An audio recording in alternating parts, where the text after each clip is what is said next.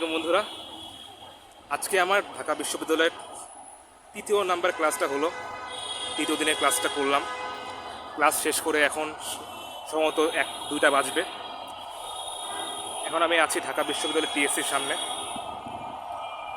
তোমাদের অনেকের 26 batch 27 batch যারা সামনে আসবা, তোমাদের সবার একটা কমন প্রশ্ন থাকে যে আমরা ক খ কীভাবে পড়ব। কজ যারা আমরা সায়েন্সে আছি তাদের জন্য ক খ একটা জমের মতন, এটা আমরা সবাই শিওর।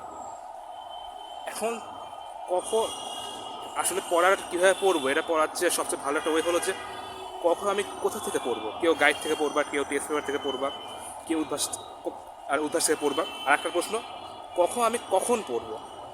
এটার সবচেয়ে সহজ উত্তর হলো পরীক্ষা আগের দিন। তোমার এত টাইম নেই যে তুমি সবসময় কখন পড়তে থাকবা, মাথার ভিতরে একদম ঢুকায় রাখবা, আবার 2 দিন পর ভুলেও যাবা। সবচেয়ে ভালো ওই হলো কি যে তোমার যারা 27 ব্যাচ কলেজের পরীক্ষা আগের দিন ভালো করে পড়বা, ওই পরীক্ষাটা ভালো করে দিবা। এরপর আর ধরা দরকার নেই, ভুলে যাওয়ার সমস্যা নেই। আবার পরের পরীক্ষা আগের দিন পড়বা, এভাবে পড়া চালু রাখবা। তারপর আমি যে কাজটা করছিলাম, আমি কলেজ লাইফে কোনো টেস্ট পেপার কিনি নাই। তো আমার কাছে কখর কোনো সোর্স ছিল না। বায়োলজি পড়তাম, বায়োলজি বই দেখে পড়তাম। তো আসলে একটু বানায় লিখতাম, ভুল যাইতো সমস্যা নেই, কিন্তু বানানোর একটা স্কিল তৈরি হয়ে গেছিলো। আবার ফিজিক্স আর কেমিস্ট্রির ক্ষেত্রে দেখবা যে কোনো চ্যাপ্টারের লাস্টের দিকে সবসময় ওই চ্যাপ্টারের বিভিন্ন টার্মের কখগুলো থাকতো।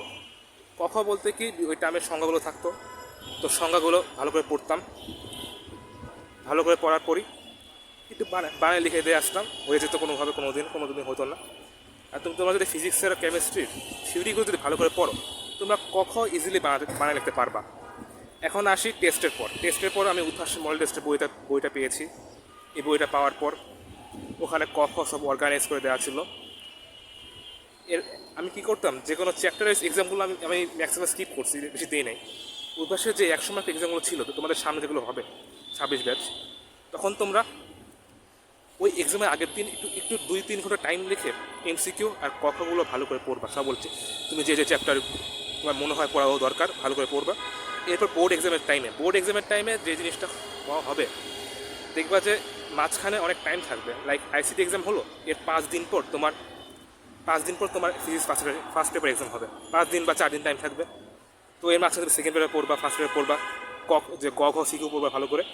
এরপর পরীক্ষা আগের দিন পুরো 1 দিন টাইম নেবে। 1 দিনের মধ্যে ওই পেপারের এমসিকিউগুলো ভালো করে পড়বা, কখগুলো ভালো করে পড়বা, অনুশীলনী এমসিকিউ ভালো করে পড়বা।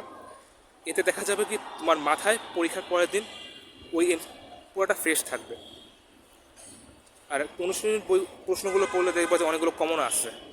প্রচুর এমসিকিউ অনুশীলনীর প্রশ্ন থেকে কমন আসে। তো এগুলো একটু সিরিয়াসলি দেখবা। আসসালামু আলাইকুম, আজকে এই পর্যন্তই। আল্লাহ হাফেজ।